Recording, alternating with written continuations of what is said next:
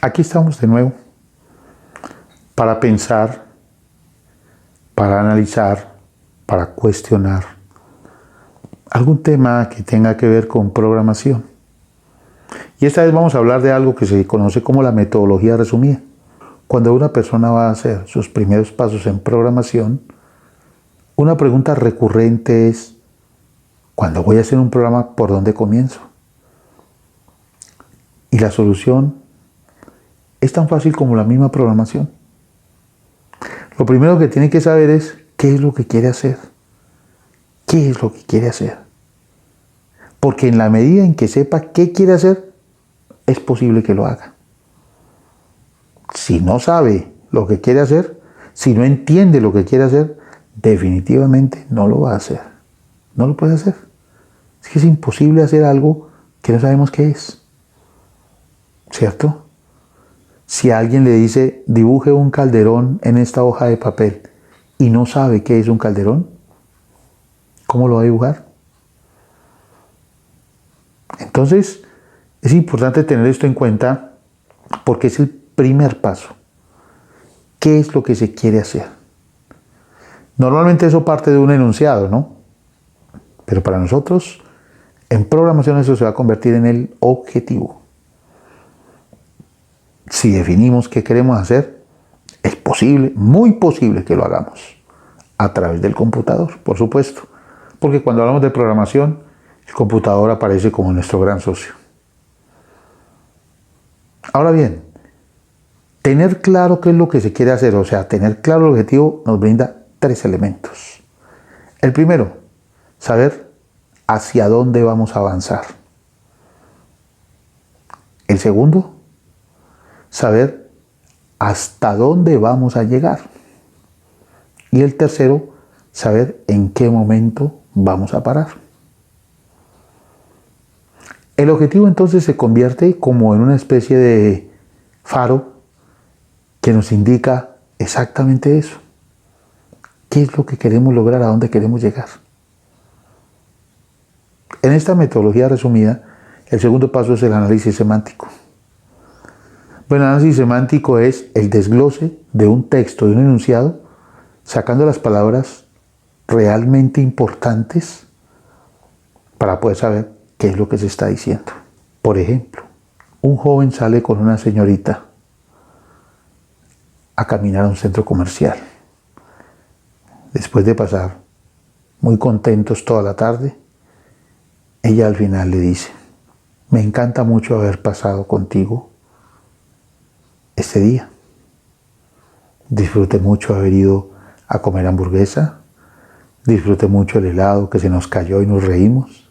Disfruté mucho haber patinado, porque nunca había patinado. Disfruté mucho conversar contigo, sentarnos a ver pasar gente. Definitivamente, tú eres un amigo excepcional. Me encantaría que siguieras siendo mi amigo. Pero solo eso. ¿Qué le quiso decir en realidad? El análisis semántico. Y él seguramente con unas expectativas diferentes. El análisis semántico nos dice que ella, con un tacto muy especial, le está diciendo: novio no me interesa, me interesa amigo nomás. Si quiere volver a invitar y salimos a pasear bien sabroso, como amigos. Entonces el análisis semántico nos permite tomar un texto y desglosarlo, analizarlo, para saber exactamente qué es lo que hay que hacer. Supongamos que tenemos este enunciado. Construir un programa que permita leer 2 números enteros y calcular el resultado de sumar el último dígito de uno de los números con el último dígito de otro de los números. Entonces nosotros tenemos que saber qué significa leer en el contexto de la programación. Tenemos que saber también qué es la suma. Y tenemos que saber cuál es el último dígito, a cuál dígito se refiere y qué es un dígito. Y a lo mejor ustedes se preguntarán: no, pero las cosas son muy sencillas, ¿eso quién no lo sabe? Definirlo nos permite garantizar que entendimos el enunciado. No definirlo nos deja en duda. Porque el problema no es que un enunciado se entienda o no se entienda. No. Si se entiende, no hay problema, se resuelve. Si no se entiende, no hay problema, no se resuelve. El problema es cuando creemos que lo entendimos y resulta que no. Ahí es donde está el problema. Entonces el análisis semántico nos permite confirmar que sí entendimos el enunciado, porque necesitamos algún mecanismo. La duda quedará. ¿Y sería que yo sí entendí eso? ¿Sería que sí es esto lo que se necesitaba? Pero el análisis semántico nos dice sí. Si un programador es capaz de escribir un buen análisis semántico, con ello confirma que efectivamente entendió el objetivo. Ahora bien, si nosotros sabemos dónde queda el faro, entonces podemos ver el camino para llegar a ese faro. Muy sencillo, muy fácil. El camino se aclara si nosotros sabemos para dónde vamos. Si no sabemos para dónde vamos, va a ser muy difícil saber si vamos por el camino correcto o no. Y la tercera parte de esta metodología resumida es muy interesante. Se conoce como el análisis EPS. E de entrada, P de proceso, S de salida. La entrada es el conjunto de variables que se necesitan para poder construir un programa. Podríamos hacer una analogía como si fueran los ingredientes de un plato que vamos a preparar. Por ejemplo, ¿qué ingredientes se necesitan para hacer arroz con pollo? Por lo menos el arroz y el pollo, ¿cierto? Y otras cositas que le podemos picar para darle sabor. Condimentos, cositas para que sepa rico. Pero mínimamente el arroz y el pollo. Si no hay arroz y no hay pollo, es imposible hacer un arroz con pollo. La P del análisis EPS significa proceso. El proceso es la descripción paso a paso, la algoritmización de la solución.